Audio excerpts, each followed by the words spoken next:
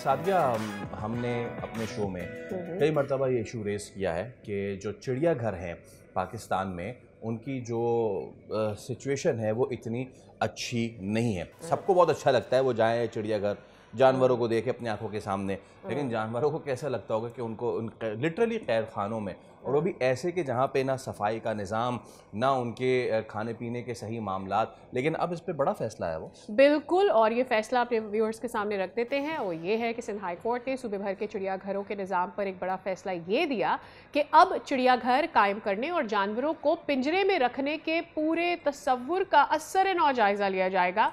और इसी हवाले से जस्टिस मोहम्मद इकबाल कलहोड़ो और जस्टिस सैयद फयाजुल हसन शाह पर मुश्तमिल बेंच ने ये रिमार्क्स दिए हैं कि जो मादा रीछ है रानो, जिसका हम अपने शो में कई दफ़ा तस्करा भी कर चुके हैं, उसकी मुंतकली से मुताल्लिक केस की समाअत में रानो को इस्लामाबाद मुंतकिल किए जाने के बाद अदालत ने मामले की वसअत बढ़ाते हुए सूबे के तमाम चिड़ियाघरों में जानवरों की फलाह पर कार्रवाई का हुक्म दे दिया है, which is a good decision. और आई थिंक मेरे ख्याल में जब आप बात करते हैं, बात करने से बात जी। बनती है, हम ये बात करते रहते हैं। आई थिंक अच्छा हुआ कि इस बारे में बात की गई, दैट इवेंचुअली जो है वो अदालत को ये करना पड़ा, और बहुत अच्छे तरीके से ने उसके ऊपर रोशनी भी डाल दी। Now the spotlight is on all the animals that are kept in captivity in the zoos. Mahira Umar, director animal welfare society पॉज, हमारे साथ मौजूद हैं। अस्सलाम वालेकुम माहिरा, और बहुत शुक्रिया आपके वक्त के लिए। अच्छा, मैं ये भी रिव्यूअर्स को बताऊं कि Mahira was in one of the teams जो कि गई और उन्होंने ये सारी चीज़ें देखी भी। तो माहिरा, एक अच्छा फैसला है अदालत की तरफ से। पहले तो ये बताइए, इस फैसले को आप कैसे देखती हैं? जी फैसल, बिल्कुल हम उम्मीद करते हैं कि जिस तरह ये फैसला रानों के लिए हुआ, तो रानों की ये जीत और बाकी जानवर जो पिंजरों में कैद हैं, तो उनके भी हालात बेहतर किए जाएं, और हमारा फोकस जो है वो अब जूज और सेल से सेंचुरीज की तरफ शिफ्ट होना चाहिए, क्योंकि जूज तो वो कुदरती माहौल उन जंगली जानवरों को फराहम ही नहीं कर सकते जो कि उनके अपने हैबिटेट्स और इकोसिस्टम्स फराहम कर सकते हैं। मैं इसमें एक चीज़ मायरा, आम लोगों के फहम के लिए, चिड़ियाघर जू ये एक चीज़ हो गई, आपने बात की सेंचुरीज की, और उसका अगला स्टेप है सफारीज। मुझे बताइएगा तीनों में फ़र्क, डिफरेंस, और हम कब तक ये ट्रांजिशन कर सकते हैं, इस ट्रांजिशन की ज़रूरत भी क्यों है?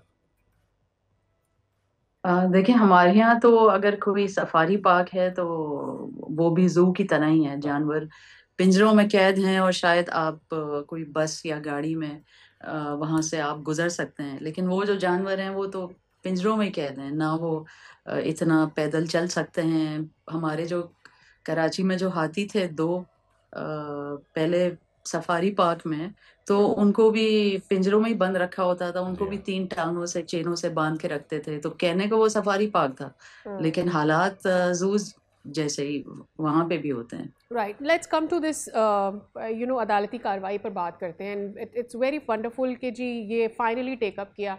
ऑब्वियसली हमारे मुल्क में हर चीज़ देर से उसके ऊपर बात की जाती है। हमारे यहाँ परसेप्शन क्लियर होने में दिहाइयाँ गुजर जाती हैं, और कई दिहाइयाँ गुजर जाती हैं। Finally we are talking about it. लेकिन मैं क्या एक्सपेक्ट करूं, हमें इस पर कहाँ तक जाना चाहिए? क्योंकि देखिए, ये जो ज़ू का कॉन्सेप्ट है ना, ये हमारे जहनों से नहीं निकला है। सेंचुरी की आप बात करिए, हम तो बात करते हैं नेशनल पार्क्स की। आप जानवरों को अपने ज़रिया हैबिटाट ना में। बनाएं, माश ना बनाएं अपना, और ना वहाँ से पैसे जो है कमाने के लिए उनको अजियत दें। ये कॉन्सेप्ट इतना एलियन है हमारे मुल्क में, हम सोचते नहीं इस बारे में। जी, हमारे मुल्क में इतने खूबसूरत नेशनल पार्क्स हैं जो कि इन जंगली जानवरों की असल पनाह हैं। हम्म। तो ज़रूरत तो ये है कि हम उन जानवरों को वहीं पे रहने दें, और अक्सर बेशतर जो हमारे जानवर हैं वो तो वहीं से पकड़ के लाए पिंजरों में जाते कैद हैं। किए जाते हैं। मिसाल के तौर पे पॉर्क्यूपाइंस हो गए, जैकल्स हो गए, फ्लामिंगोज और पेलिकन्स को भी वेटलैंड से पकड़ा जाता है। डेजर्ट फॉक्सेस हो गए, फिशिंग कैट्स, बंगाल फॉक्सेस, तो इनको रहने दें वहीं जहाँ पे अल्लाह मियाँ ने इनको बनाया है जीने के लिए, वो उनका असल घर है।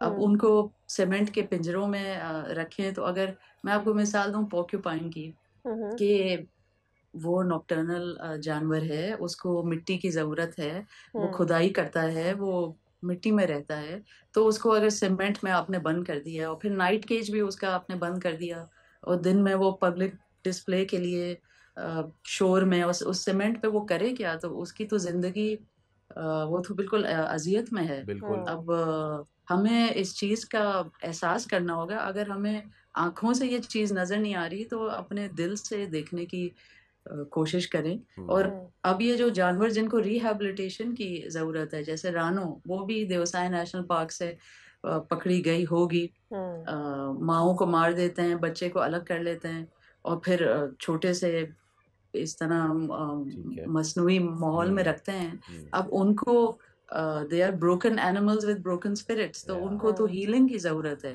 तो हमें तो कहीं अपने अंदर ये एक कंपैशन ढूंढना होगा कि उन अच्छा। जानवरों के लिए हम सेंचुरीज, ये वाइल्ड लाइफ रेस्क्यू और रिहैबिलिटेशन सेंटर्स बनाएं हर सूबे में। अब सिंध में जैसे एक भी नहीं है।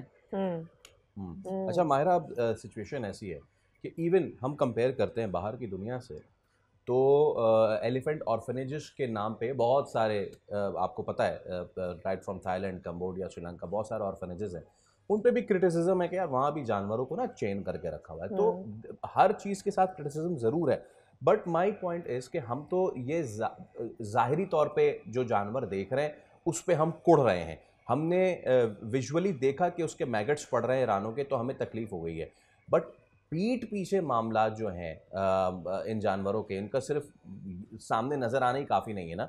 इनके खाने से लेके इनके अस्पतालों तक, इनकी बीमारियों का टेक केयर करना, not only in Karachi, overall Pakistan, किसी एक भी जगह पे ठीक इंतजामात हैं इनके लिए, खाने से लेके इनके इलाज तक? देखिए, मैंने तो कराची जू के ही हालात देखे हैं, क्योंकि मैं कई दफ़ा वहाँ पे जा चुकी हूँ एज एन ऑर्डिनरी विजिटर, और सारे हालात सामने हैं। आप वो खुद जाके जानवरों को आप देख लें, आपके सामने हैं उनके हालात। उनको मतलब ईच वो आप समझे वो खामोश कैदी हैं और वो अपने लिए आवाज़ नहीं उठा सकते।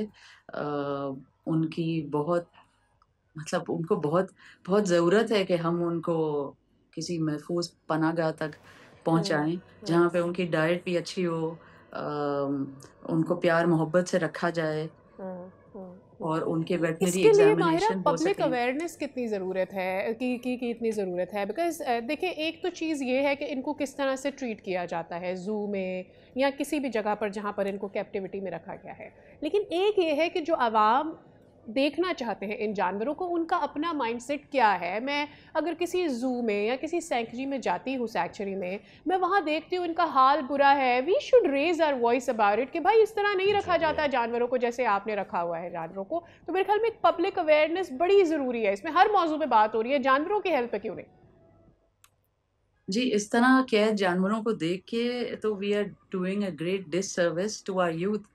क्योंकि जब लोग आते हैं, एक बच्चा आता है, तो वो यही सीखता है कि हम जानवर को इस तरह कैद रखते हैं। अब चाहे वो पेस कर रहा हो, चाहे वो बार्स को लिक कर रहा हो, या अपने आप को म्यूटिलेट कर रहा हो, या एक जगह बस कलाबाजियां खा रहा हो, जैसे एक बंदर है केज नंबर 80 पे कराची जू में, वो बार बार एक सर्किट करता है, कलाबाजी खाता है एक जगह जाके।